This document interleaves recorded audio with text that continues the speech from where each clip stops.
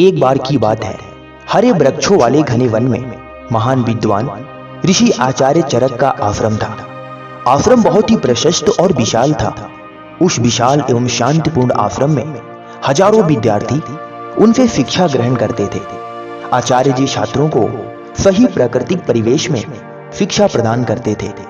प्रत्येक पूर्णिमा की चांदनी रात में वे अपने शिष्यों के साथ वन की प्राकृतिक शोभा का अवलोकन करने हेतु वन में घूमने निकल पड़ते। चांदनी में नहाते शांत वन में उस समय वन्य पशुओं की तरह तरह की आवाजें गूंजा करती। आचार्य जी वन में विचरण करते हुए विभिन्न प्रकार की वनस्पतियों और पुष्पों के संबंध में अपने छात्रों को ज्ञान प्रदान करते थे।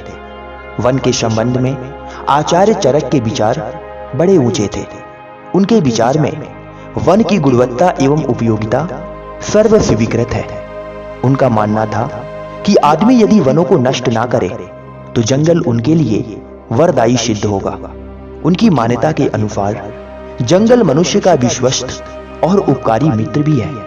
आदर्श शिक्षक आचार्य चरक के आश्रम में शिक्षा पूर्ण करने वाले छात्र सफल और यशस्वी वैद्य एवं चिकित्सक हुआ करते थे। उन्हें अपनी कुशलता के कारण दूर दूर के देशों में भी यश और प्रतिष्ठा प्राप्त होती थी।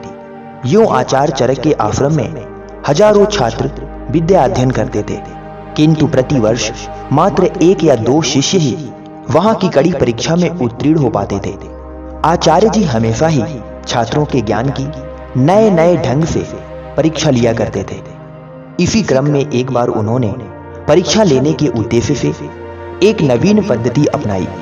उन्होंने एक दिन छात्रों को एकत्र कर कहा, प्रिय छात्रों, ध्यान देकर सुने। सभी लोग इस घने विशाल जंगल में जाकर खोजो कि कौन सी वनस्पति बेकार और अनौषधीय है। ऐसे पौधों को उखाड़कर मेरे समक्ष उपस्थित करो। सभी छात्र वन में वैसे बेकार के पौधों की खोज में निकल पड़े।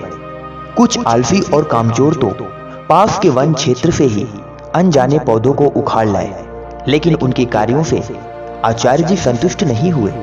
पूरे 30 दिन की निर्धारित परीक्षा अवधि होते होते कुछ और छात्र उल जुलूल पौधे लेकर लौटे, लेकिन ठीक 30वें दिन एक छात्र खाली हाथ आचार्य जी के समक्ष आकर बोला, गुरुदेव, मैंने गत 30 दिनों में सारा जंगल छान डाला, किंतु मुझे एक भी वनस्पति ऐसी ना मिली जिसमें आयुर्वेदिक औषधि गुण ना हो।